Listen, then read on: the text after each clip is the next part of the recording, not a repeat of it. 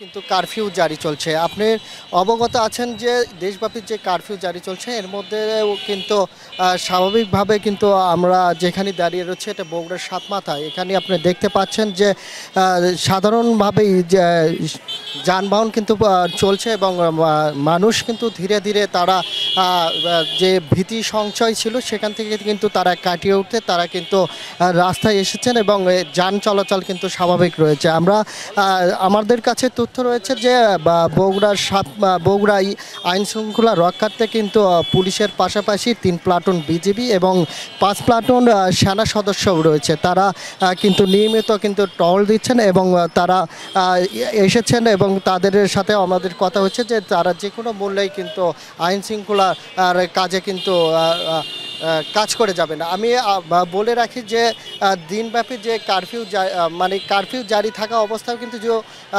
সাধারণ মানুষ কিন্তু চলাচল করছেন এবং তাদেরকে চলাচল করতে কিন্তু সহযোগিতা করছেন আইন শৃঙ্খলা বাহিনী।